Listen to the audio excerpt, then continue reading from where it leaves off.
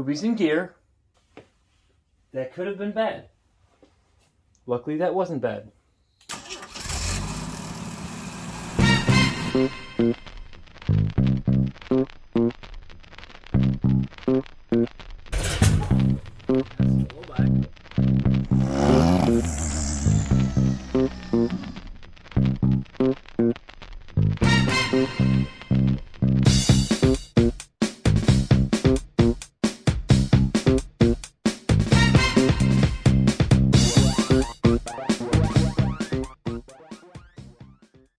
This is part 2 of Ruby's heating and cooling system. If you don't know what's going on, I suggest going back one episode and find the mess that I'm in.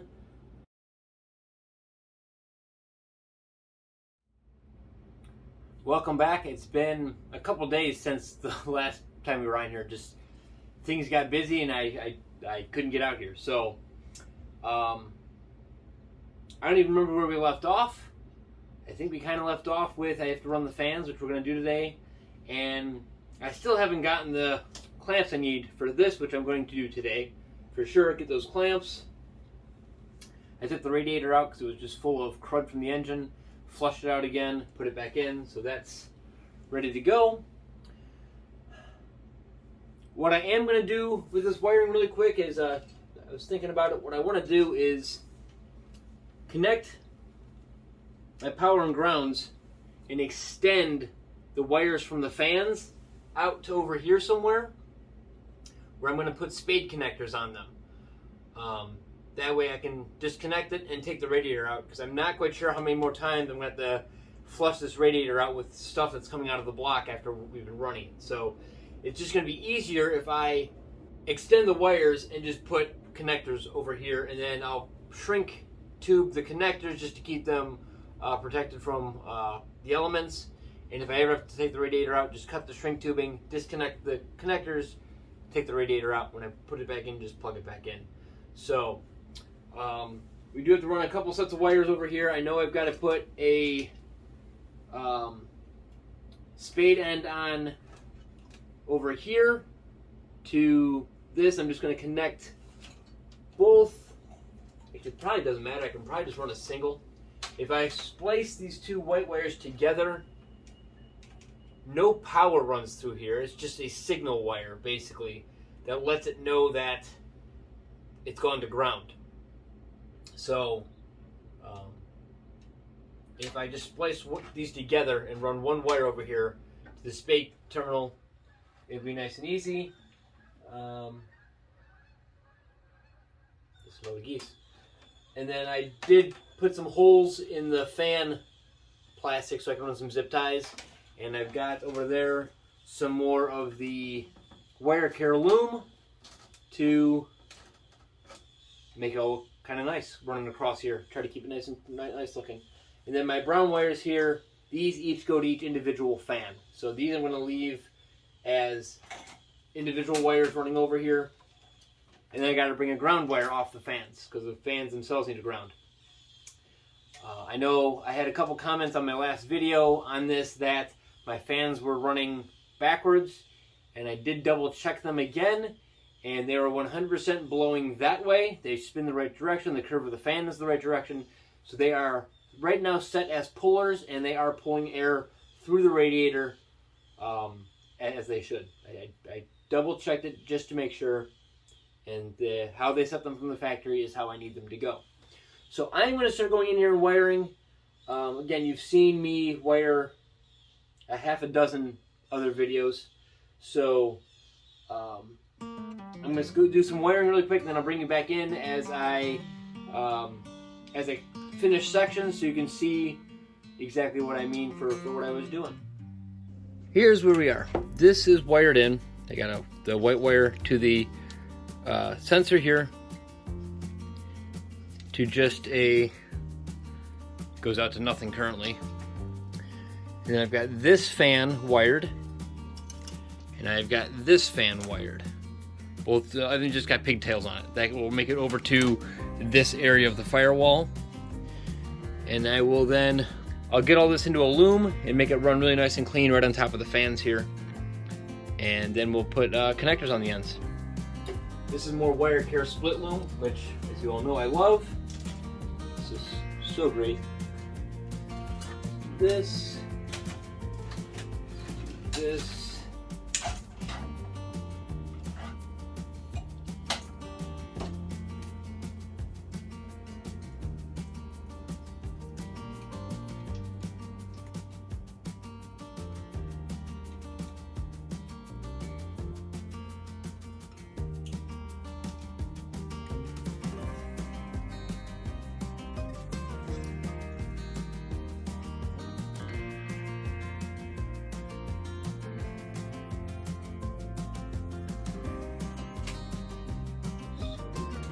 to make it.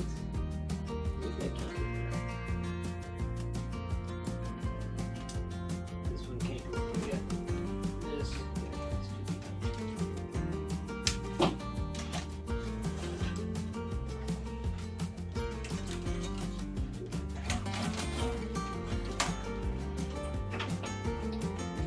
Gotta make sure to keep the wires away from the pulleys.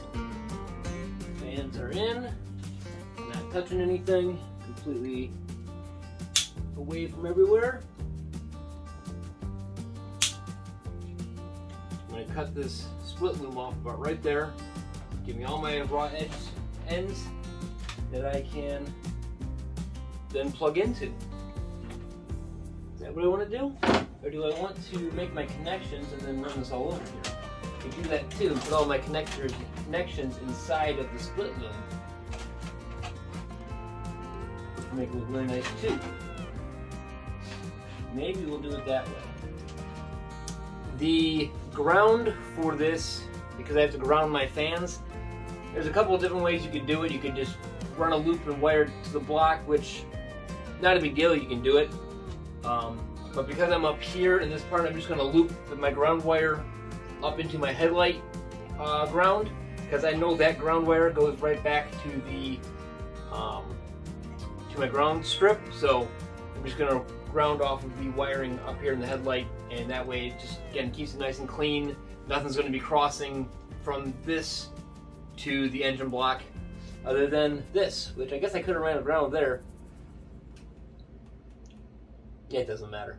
Do whatever you want to do.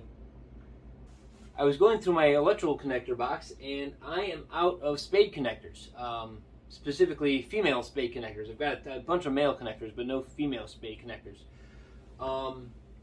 So that is going to limit what I can do for right this second. So I know I need to get new hose clamps for this hose, so I'm going to go get hose clamps and spade connectors, and that should get me to be able to finish this up. Okay, everything here is darn close to being done. I've got all of my, these wires are all terminated with spade connectors. These wires are all terminated with spade connectors. The only thing I did, and it's just my own OCD, is I put a red one on these, so these two brown wires will connect with a red spade terminal, or red connector. And it all knows that this closer relay goes to the further fan. So, but you know, it's just my own OCD. So plug this in like this. Take your red shrink tubing, cover the other connector, come in here and shrink it down.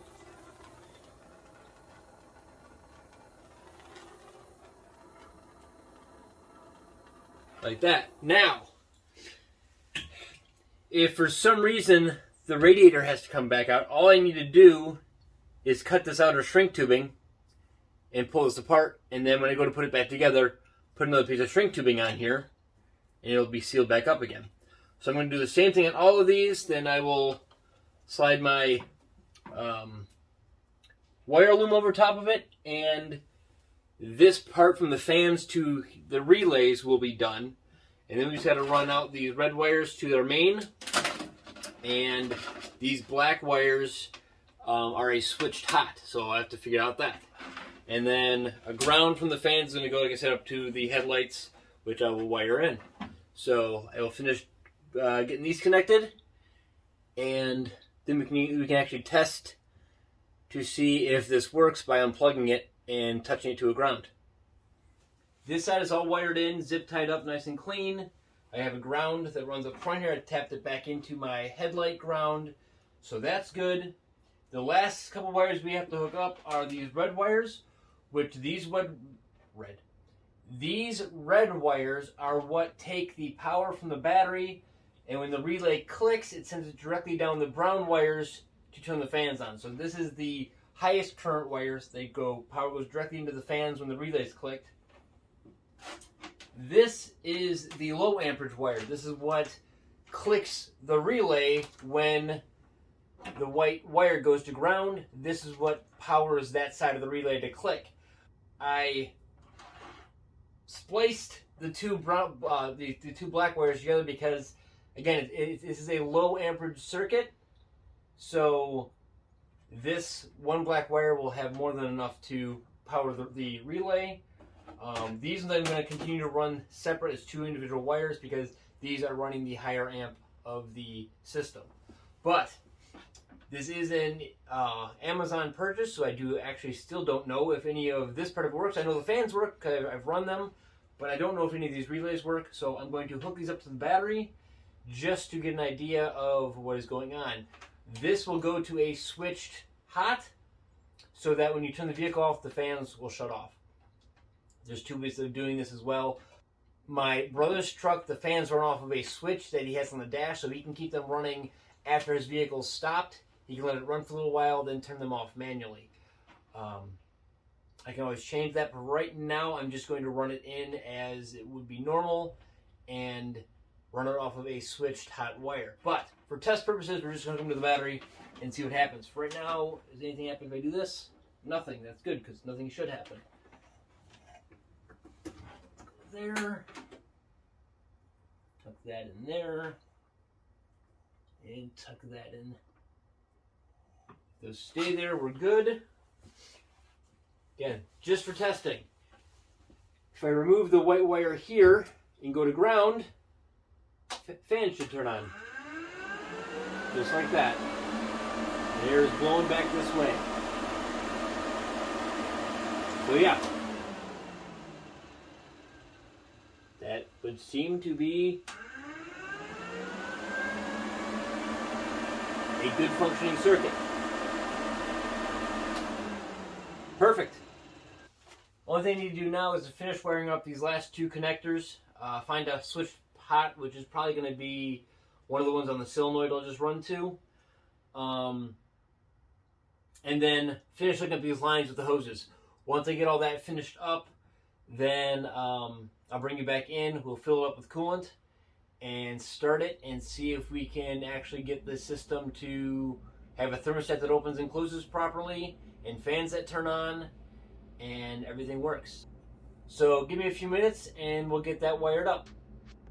It's been 2 days since the last time I filmed, and mostly because life happened, and when life happens you just kind of got to go with it. So I will tell you where we are. All the wiring is basically done. Let me put the plug back in the oh,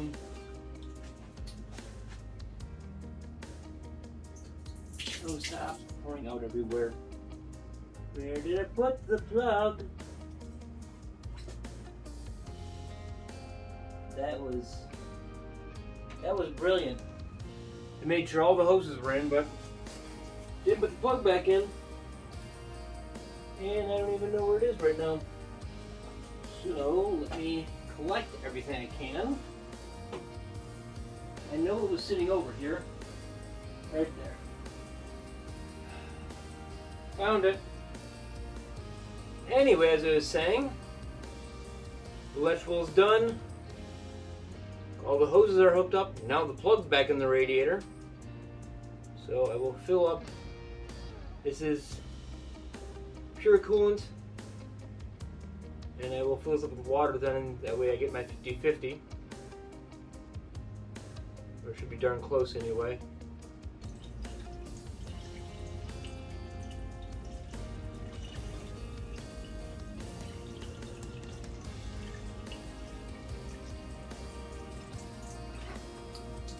Okay, why is coolant pouring out of everywhere?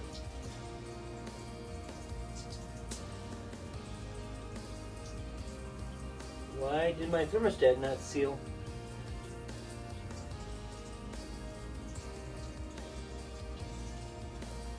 Very interesting. Well, my thermostat didn't seal. My thermostat housing didn't seal at all. This is supposed to be simple. This is very strange.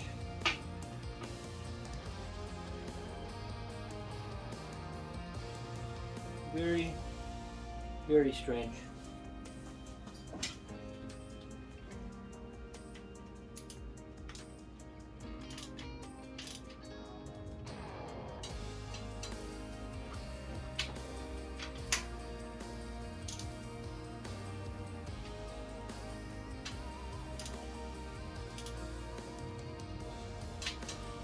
Okay, add a little more coolant and water to it. See what happens.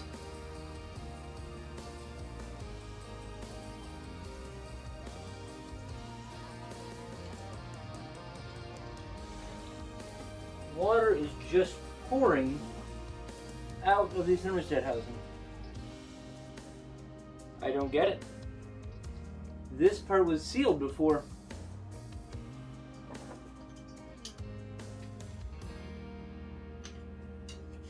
I don't know why the housing is not holding water.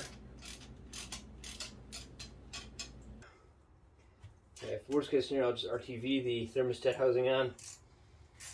I don't want to, but it may be my only option. Temperatures are up today. It was almost 60 again. It rained all day, but it was almost 60 again. Tomorrow temperatures are going to be getting closer to normal. Be back down in the low 40s. So, hoping to have this thing up and running, but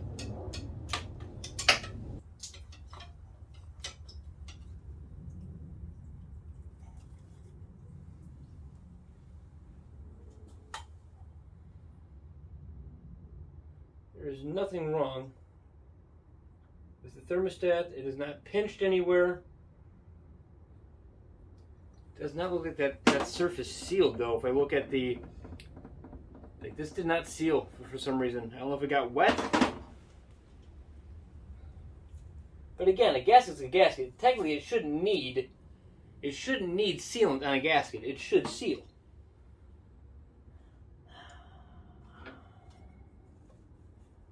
I think I might have one more gasket, possibly. Which I won't put any, if I do, I won't put any, yeah, this thing didn't seal at all down here for some reason. I have no idea why. There's like nothing touching there, and it should have. Is this thing warped? Doesn't look warped, doesn't seem warped.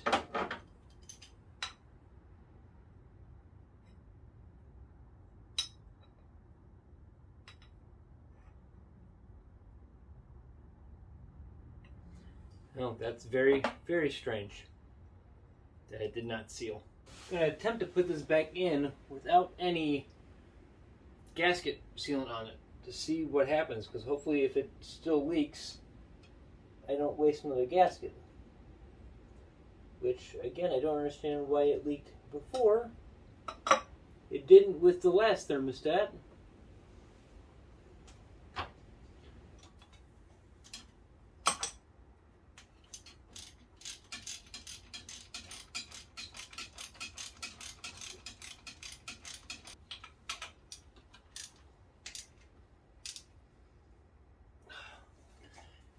Helps if I put the thermostat in. I'm so stupid. I'm so dumb. Ay, ay, ay. Okay. Now we'll try this with a thermostat in it, because yeah, that bolted right up just fine.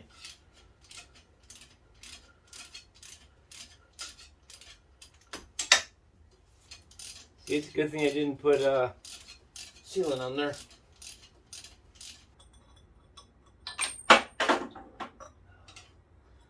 just went in the bucket of water, so that's awesome.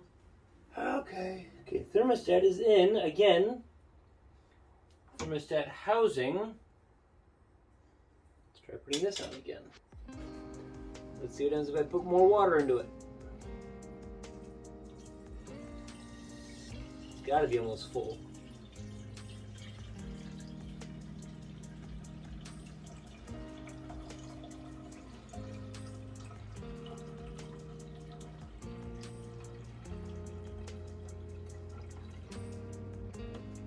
Okay. Radiator is full. Now that all of that is finally done, I can show you what all got done.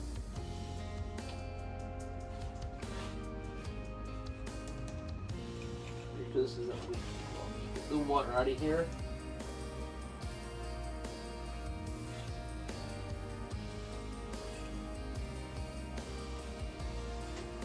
Nope, still leaking. Still leaking.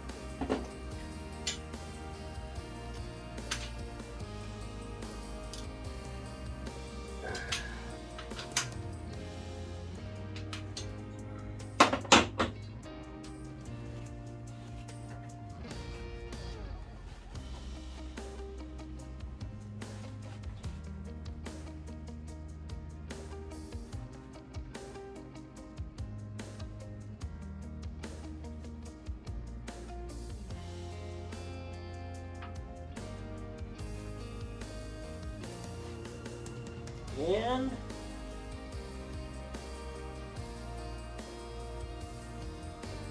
still leaking.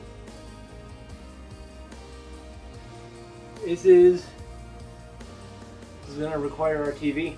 So, yeah, we're going to have to RTV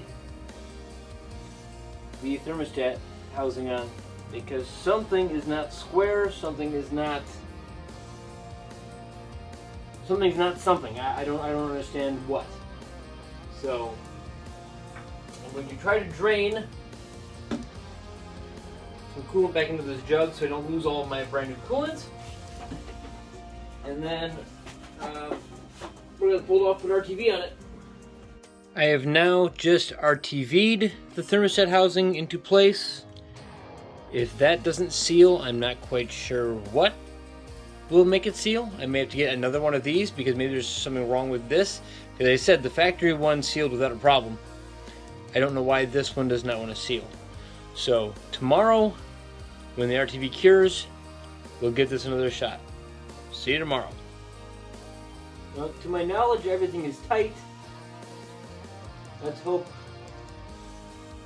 we don't leak this time.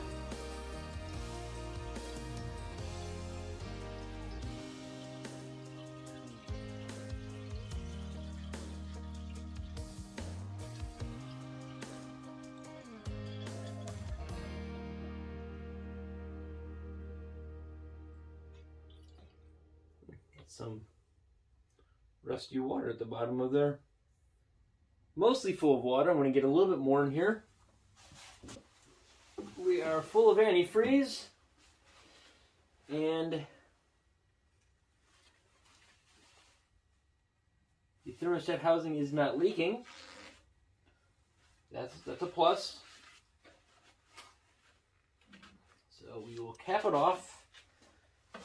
And we will start Ruby up. And see what happens.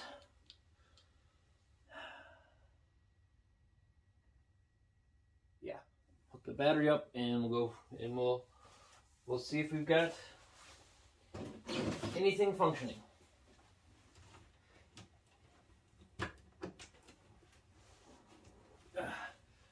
Before I do that, though, I should show you and tell you exactly what I've done. To sum up everything we did. New sensor here that hopefully won't leak. Fans are wired in. I got the wire going from the relays.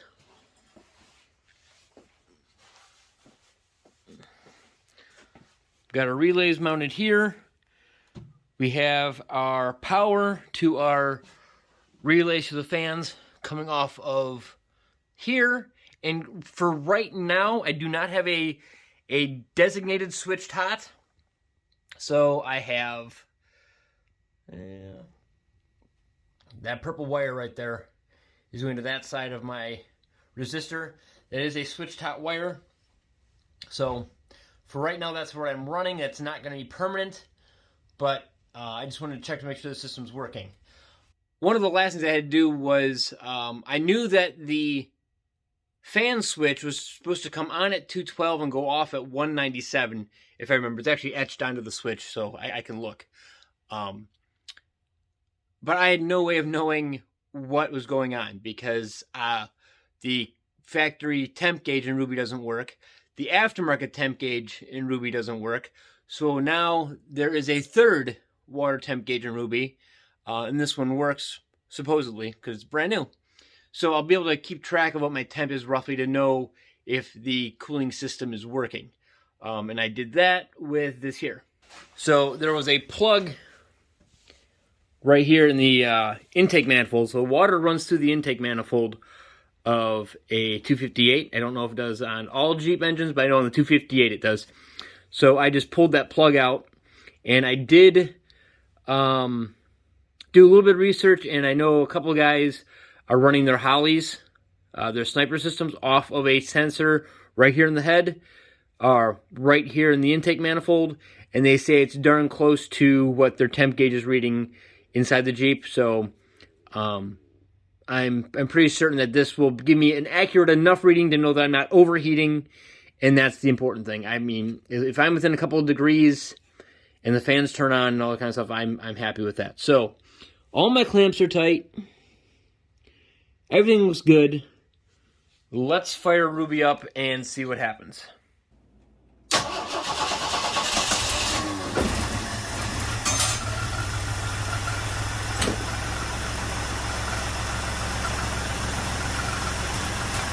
Come on.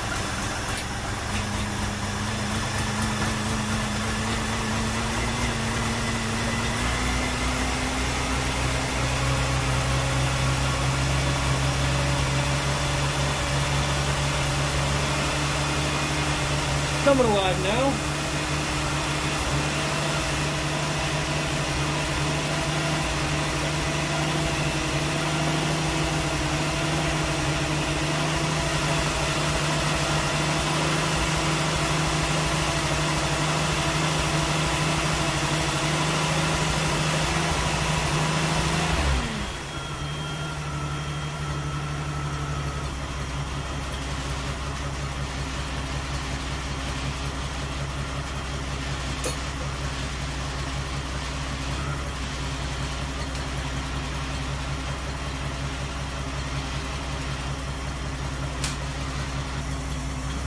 While Ruby's running, we'll let her warm up. Keep an eye on the temp, and we will see what happens. It's going to take a little while to warm her up just because it is temperature's dropping outside. It's probably in the mid-30s right now, so it's going to take a little while to get some heat into her, but it'll get there.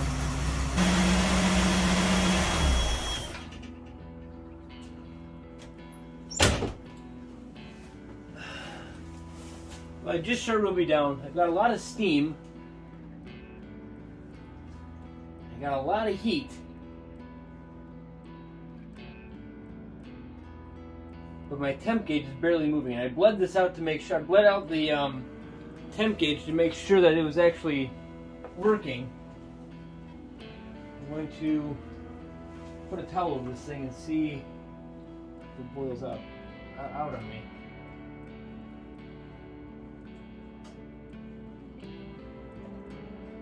There's no pressure. A little bit. A little bit of pressure.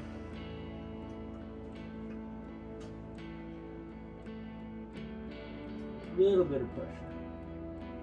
Not bad though.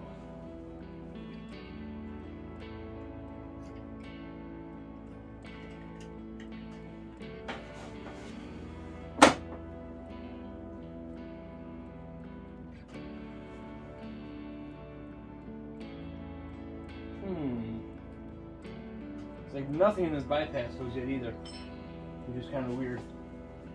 There's a chance we have an air bubble, so I'm going to loosen this hose just a little bit.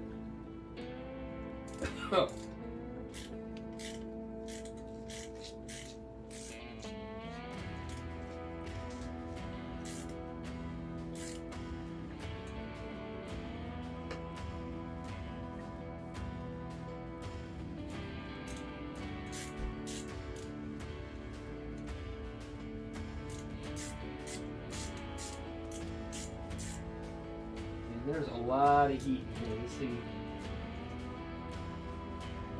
it's hot already. And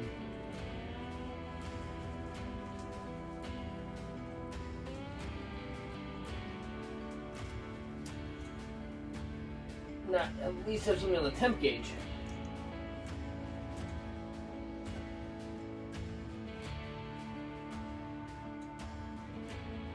Heater core. There's water in that heater line. Not so. There's water in the heater core, or at least this hose of the heater core.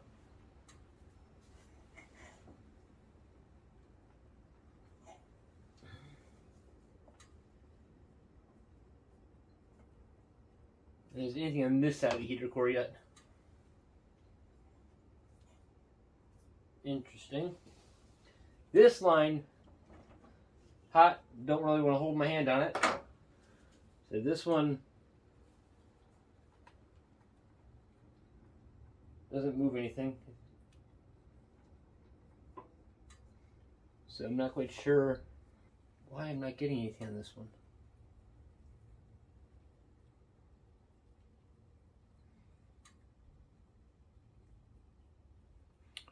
I know I get coolant out of that one. Now let's pop this hose off really quick. And let's see what happens. Hopefully coolant will flow out for a second and I can plug it back up.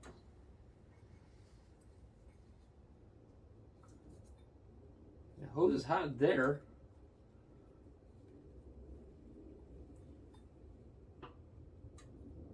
Yeah, there's coolant in there. Okay, there's coolant, at least at the very, there's coolant up to at least here, probably up to as high as this is, there's coolant.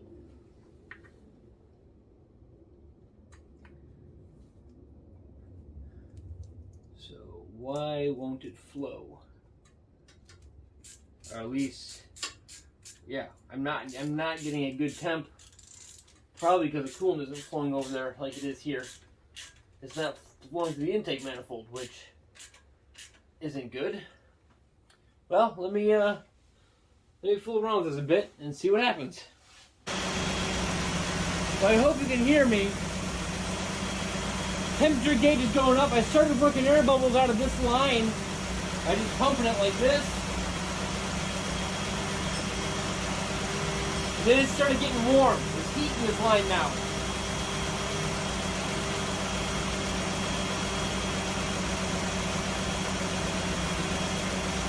We're starting to get a little bit of heat in this line as well.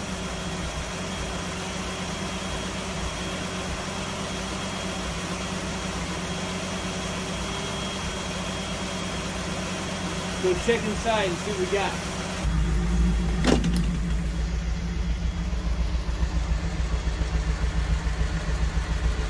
Got 180 there. Oil pressure is 20, a little over 20. Volts are good. So we can, hopefully this keeps climbing up and we'll see what happens.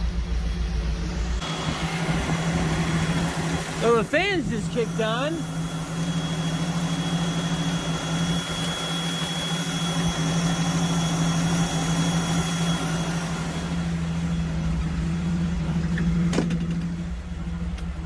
This is not accurate at all.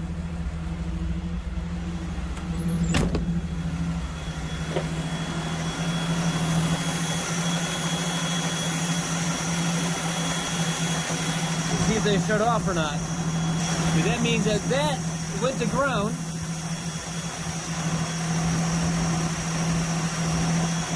And there's a ton of air coming off of it, a lot of hot air coming off.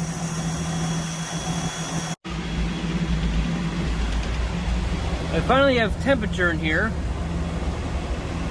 Almost up to 190. I actually have heat blowing out of the vent. Not a ton of heat. And we just stalled. Interesting. Fans are still running. Interesting. Well, that's the first time that's ever happened.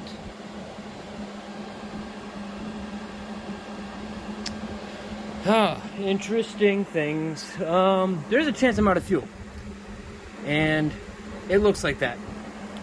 I'm not going to fall for that one again. I've done this before. And it's just been fuel. So what I'm going to do here is I'm going to let the whole system cool down really well. I do have heat in the heater core line, or the lines that go to the heater core have hot water in them now. Not a ton in that one, but there's some. And I had some heat blowing out of the defroster vent. So it means there's some heat in there. But it did just quit. It stalled out, but again, my fuel filter is almost empty. So there's a good chance I'm just out of fuel again. I haven't put more than a couple of gallons in this thing ever. So it's a good chance that's all it is. Just fine. Radiator's hot and the fan's kicked on. All good signs. But the fan's never turned back off again. So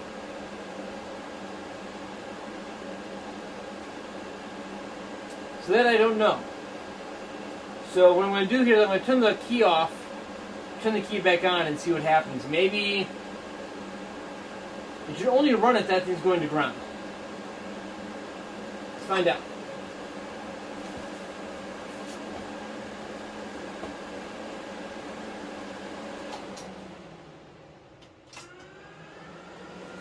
So obviously the fans are still ground, which means that temp sensor is minimum of 212 degrees at the thermostat housing and not dropping down below 100 and I think it's 197 is where it's supposed to shut off at. So like I said, I'm going to let the whole system cool down, and a lot of times when you do that, the air bubbles will work their way out, and water will get into spots where it's supposed to be. And the second time you fire it up, you'll have better luck getting it to run and bleed out and all that kind of stuff. So this one's almost cool again, which is weird. It's almost like the thermostat opened for a second and then shut back down again. Very strange. I know there's water in the intake manifold because I can bleed water out at the that's hot.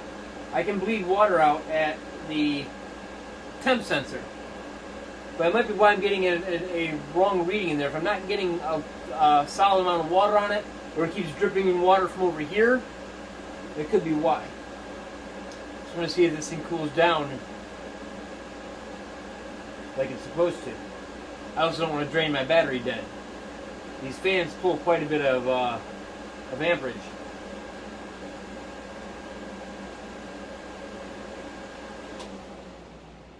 There we go. So that switch is obviously working. If I can get it to a point where it cycles normally, because they never shut off after it was on that last time.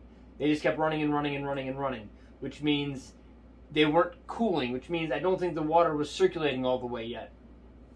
Yeah, this is cold again. There's like no heat in this hose. There's no water getting into this hose at the top of it. This one's still hot. That one's still kind of hot. I have a feeling my problem is in this hose here. This gigantic loop has a massive air bubble in it. This is my problem. I'll have to keep working this air bubble out slowly. And once this air bubble is out, I think the system will work just fine. I think I just keep getting cold water at the thermostat, so it keeps wanting to shut down. But other than that, the fan system worked like we wanted to, and the heater core's working. I actually have heat inside the cab. It'll get better once I get the air bubble out, but I do have heat in Ruby's cab, so those are actually functioning things. That's kind of cool. Put more gas in it, and I'll do it again, and once that air bubble is completely worked out, I have a feeling this is going to be a perfectly functioning system. Well, I don't want to end it that way, but everything's working. Fans we saw go on, they came off, so that means this YJ thermostat housing is working. The temp sensor kit that I bought for the fans is working. The fans themselves are blowing the right direction. They did cool the radiator down and the coolant down to a point where it's shut off, which is all good. And I have heat inside. So everything I was trying to do is done. It's just going to take a little more fiddling to make it perfect. And with that, we'll end the episode. I do apologize for this being another two-parter. It was definitely not supposed to be a two-parter, but it was. Thank you all for watching. Please remember to like, comment, and subscribe, and I hope everybody has a great week.